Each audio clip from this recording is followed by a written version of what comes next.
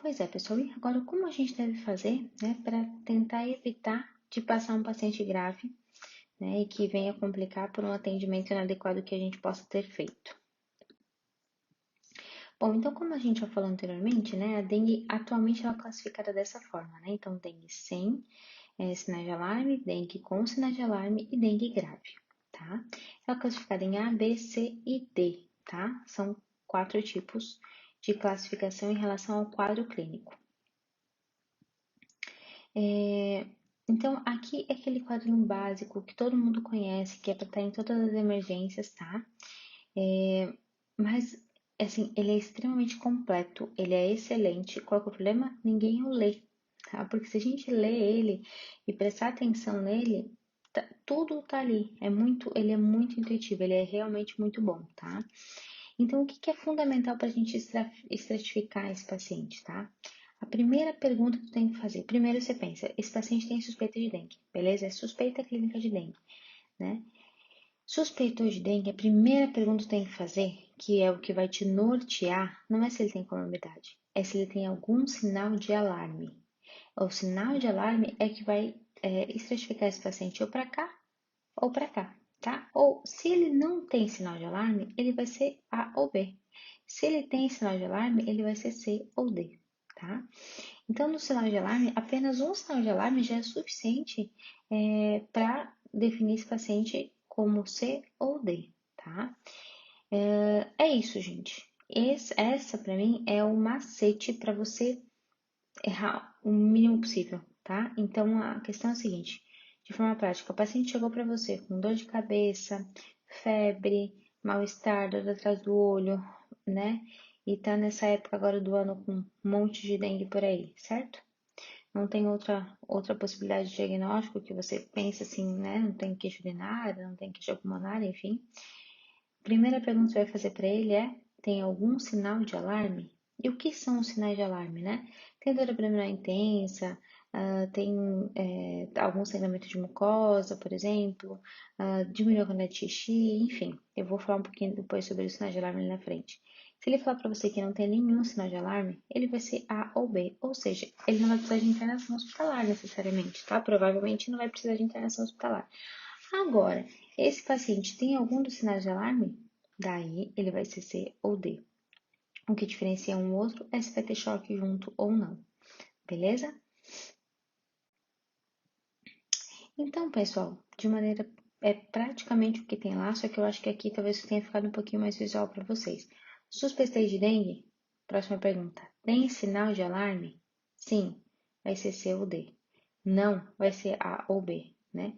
Se for C ou D, a gente tem que avaliar se é algum sinal de gravidade, tá?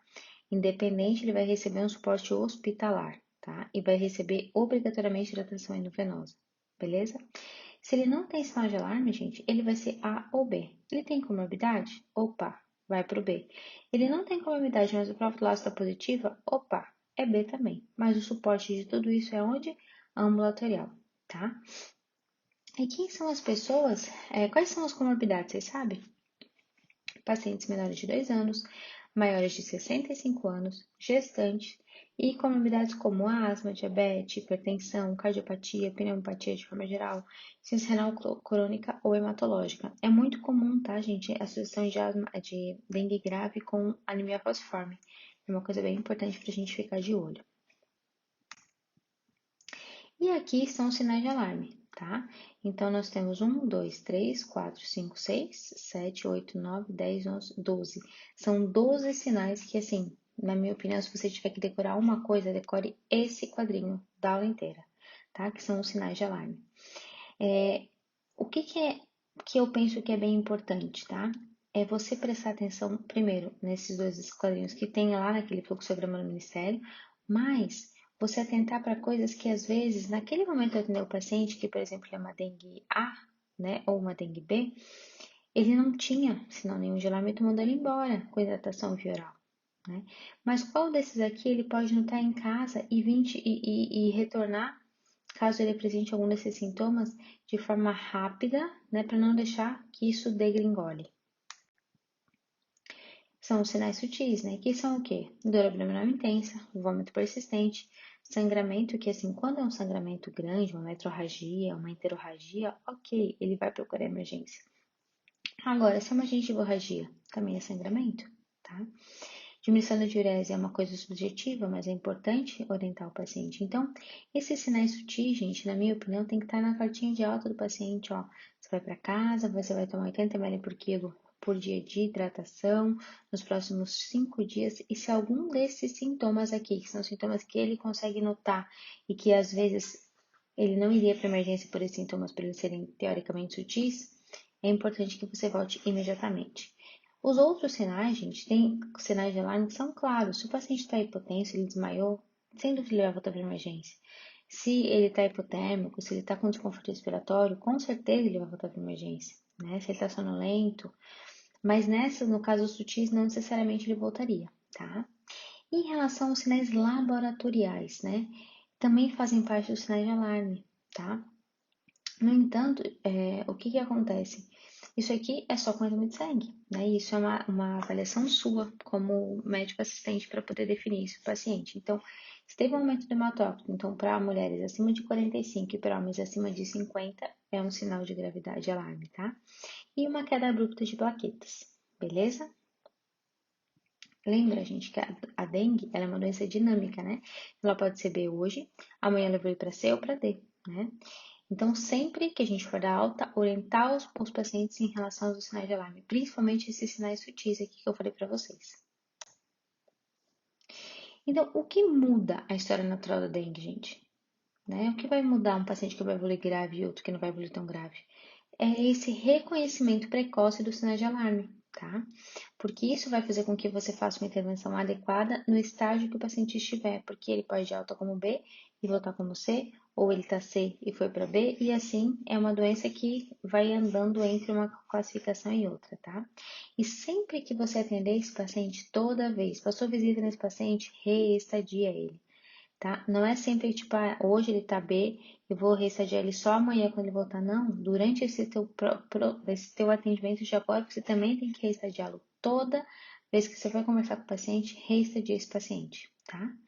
E exame físico, exame físico e exame físico. Por quê? No exame físico eu vou achar o derrame pleural, eu vou achar uma dor abdominal por um extravasamento, né, por terceiro espaço, eu vou achar petequias que às vezes não tinha antes, tá? Então eu preciso fazer exame físico nesse paciente também. E aqui, gente, são alterações hemodinâmicas que o paciente apresenta e às vezes é uma coisa muito sutil, né? Porque, por exemplo, um choque compensado numa fase inicial, tem situações que se você não fizer um exame físico adequado, você não vai observar. E a dengue é uma doença, é o seguinte, que o choque na dengue, ele tem uma instalação muito rápida e uma curta duração para o paciente a óbito. Então, quando ele chocou, lascou. Tá? Chocou, lascou. Então, não dá para deixar esse paciente chocar, beleza? Principalmente criança, tá? E a gente não consegue mais retornar. E esses pacientes, eles fazem PCR em assistolia, tá? Porque eles não têm nada no intravascular. Então, gente, quais são os sinais que eu tenho que observar no exame físico desse paciente, tá? Para não esquecer, para não comer bola, né? Frequência cardíaca do paciente, tá? Então, sempre observa como é que tá a frequência cardíaca. Tava normal agora, daqui a pouco ficou taquicárdico. Opa, acende uma luzinha, alguma coisa está errada, tá? As extremidades desse paciente, se estão frias, por exemplo, se estão pálidas, cianóticas. A intensidade do pulso periférico, né? Porque um pulso de um paciente com o choque da dengue numa fase inicial, ele vai estar fraco e filiforme, tá?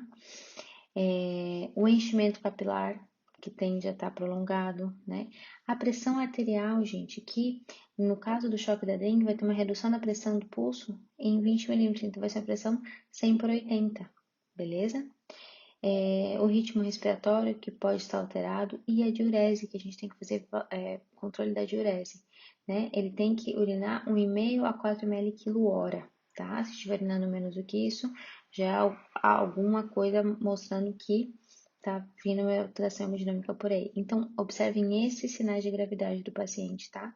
Esses sinais vitais, essas alterações hemodinâmicas que você pode pegar um paciente que está evoluindo para um choque antes de ele realmente chocar na tua frente, beleza?